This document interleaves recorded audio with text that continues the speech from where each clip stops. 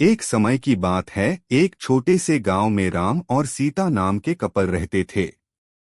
उनका एक अर्जुन नाम का बेटा था, जिसकी शादी रिया नाम की लड़की से हुई थी। राम और सीता कड़ी मेहनत करते थे और अपने बुढ़ापे के लिए पैसे बचाते। रिया बहुत लालची लड़की थी और हमेशा अपने लिए और चीजें चाहती थी। जैसे जैसे साल बीतता गया, रिया का लालच और बढ़ता गया। वह अपने पास रखे चीजों से कभी संतुष्ट नहीं रहती थी। वह हमेशा अपने सास-ससुर से महंगे तोहफे मांगा करती थी और उनके बचाए हुए पैसों में से भी कुछ हिस्सा अपने लिए मांगती थी। राम और सीता बहुत ही अच्छे पेरेंट्स थे, इसलिए उसकी सारी जरूरतों को पूरा करते थे ताकि परिवार में शांति बनी रहे। वह अपने पति अर्जुन के ऊपर भी दबाव डालती थी कि वह अपने माँ बाप से पैसे और संपत्ति मांगे। वह बहुत ज्यादा संपत्ति इकट्ठा करना चाहती थी, बिना किसी मेहनत के। एक दिन राम और सीता ने यह फैसला लिया कि वह रिया को सबक सिखाएंगे। वह उसे बुलाते हैं और बोलते हैं कि बेटा, हमें तुमसे कुछ जरूरी बातें करनी है।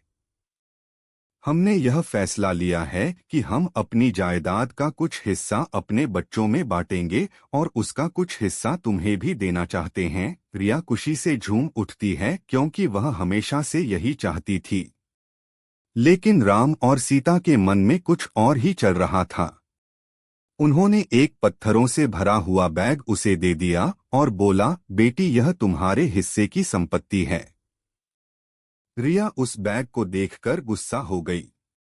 उसने उस पत्थर से भरे हुए बैग को जमीन पर फेंका और जोर से चिल्लाते हुए बोली कि मेरी मजाक उड़ाने की तुम्हारी हिम्मत कैसे हुई?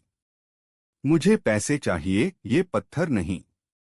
राम और सीता ने शांत तरीके से उसे समझाया और बोले, रिया, सच्ची संपत्ति सिर्फ पैसे और चीजों के बारे में नहीं है। यह प्यार, दया और जो कुछ भी तुम्हारे पास है, उसके लिए आभारी होने के बारे में है।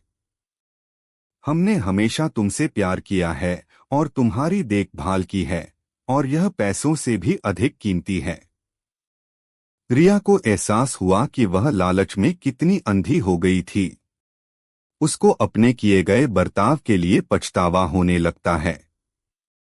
उसने अपने सास और ससुर से माफी मांगी और अपने तरीके बदलने का वादा किया। उस दिन के बाद से उसमें बदलाव आया और वह एक अच्छी बहू बन गई। रिया के बदलाव की बात पूरे गांव में फैल गई और सभी ने एक बेहतर इंसान बनने के लिए उसकी प्रशंसा की। रिया अपने परिवार का ख्याल रखते हुए और उनके बीच मिले प्यार के लिए आभारी होकर हमेशा खुश रहने लगी।